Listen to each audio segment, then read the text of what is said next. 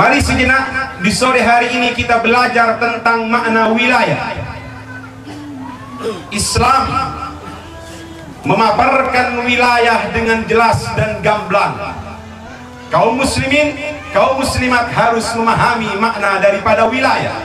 Dari mana istilah ini akan kita perhatikan? Yang pertama, kita lihat kewalian atau wilayah itu dari sisi fikih atau dari sisi hukum. Kewalian atau wilayah dari sisi hukum ini telah ditetapkan oleh Allah yang memiliki kewenangan di dalam syariat. Yang tertinggi itu adalah baginda Muhammad sallallahu alaihi wasallam. Kemudian baginda Rasul sallallahu alaihi wasallam mengajarkan kepada para sahabat tentang hukum-hukum, dan kemudian dari setiap sahabat mampu mencapai satu makam yang disebut dengan ijtihad. Mereka menjadi mujtahid, maka para mujtahid adalah pemegang wilayah dalam hukum Allah melalui ajaran Rasulullah. Demikian pula dengan para mufti yang memberikan fatwa-fatwa. Mereka juga adalah pemegang wilayah berdasarkan pandangan fikih.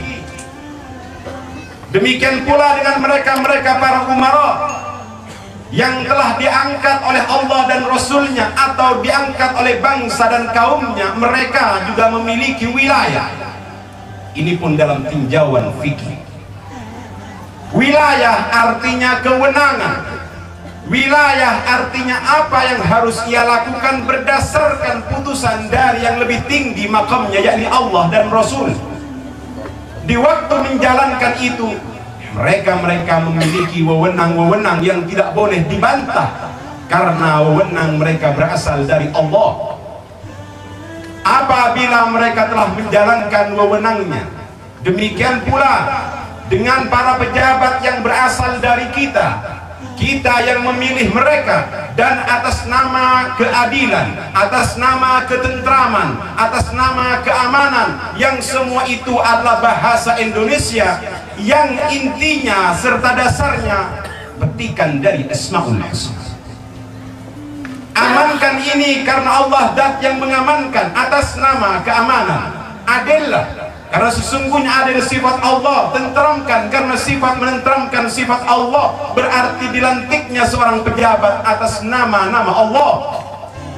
Ini yang dikatakan bila nurani mereka memilih dengan segala ketulusan, maka berikan kepada mereka yang terbaik dan lakukan wewenang yang telah diberikan atas yang terpilih, sehingga nanti yang memimpin dan yang dipimpin akan kembali dalam kesempurnaan di hadapan Allah. Ini adalah wilayah dalam tinjauan fikih. Namun ada lagi wilayah dalam tinjauan akhlak.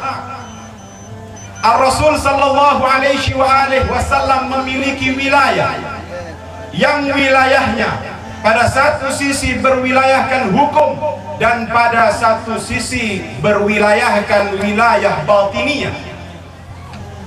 Hukum dengan batin itu berbeda. Cakupan dari batiniyah jauh lebih luas. Fikih tidak membicarakan tentang alam gaib, akan tetapi alam gaib itu dibahas oleh dunia tasawuf irfan. Di dalam pandangan tasawuf atau di dalam pandangan akhlak, istilah wilayah memiliki cakupan yang sangat luas. Siapakah di antara mereka yang mendapatkan wilayah dari tinjauan akhlak atau tasawuf? Di antaranya adalah para guru dan mursyid.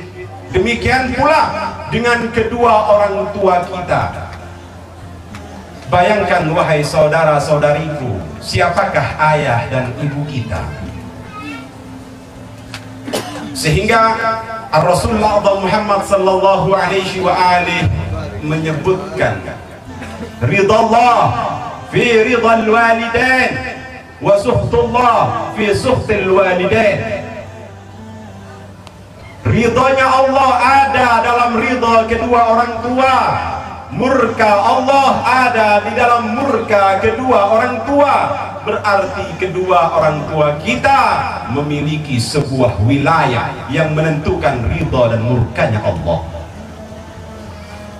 Saya yakin bahwa Al-Faqih Al-Muqaddam rahmatullah ta'ala alaih wa ala abaih adalah figur yang berasal dari dua orang tua yang baik dan berbakti kepada orang tuanya dengan baik, serta melaksanakan apa yang menjadi bakti murid kepada gurunya dengan baik, sehingga perwujudan dari bakti terhadap wilayah-wilayah tasawuf ini yang menyebabkan beliau memperoleh sebuah wilayah yang tinggi, sehingga kewalian beliau sampai detik ini belum terurai secara ilmiah, bahkan juga secara batiniah.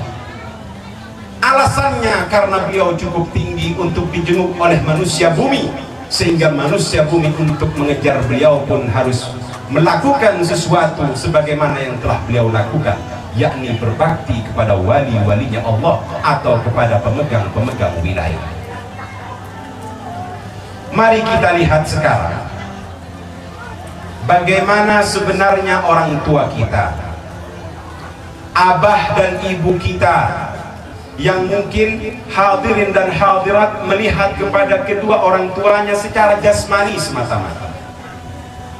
Memandang kepada orang tua secara jasmani semata-mata bukanlah merupakan hal utama, tetapi memandang kepada kedua orang tua dengan pandangan hati dan akal, itulah pandangan yang dianjurkan. Makna di sini, ternyata seorang ibu memegang sebuah wilayah maghfirah, memiliki sebuah keterikatan kuat dengan Allah, sehingga ampunan Allah turun kepada anaknya pun itu harus dilihat sejauh apa ia berbakti kepada ibunya. Untung, sungguh beruntung di antara kita yang hadir, yang masih memiliki ibu terkasih. Berbuatlah kebaikan, karena selepas kenabian dan tingkat kewalian, ibu kitalah pemegang wilayah tertinggi. Beliaulah yang secara samar menjadi perwakilan Tuhan di setiap rumah tangga. Ini gambaran dari sebuah wilayah yang Allah berikan kepada orang tua kita. Bahkan maaf, orang tua kita yang tidak beragama Islam sekalipun masih memiliki hak untuk dihormati. Ada apa di dalam hubungan anak dengan orang tua, sehingga hubungan anak dengan orang tua dipayungi oleh sebuah wilayah yang disebut dengan bakti anak kepada kedua orang tuanya. Bila tidak berbakti kepada wilayah abah dan ibunya, maka dia termasuk orang-orang yang durhaka.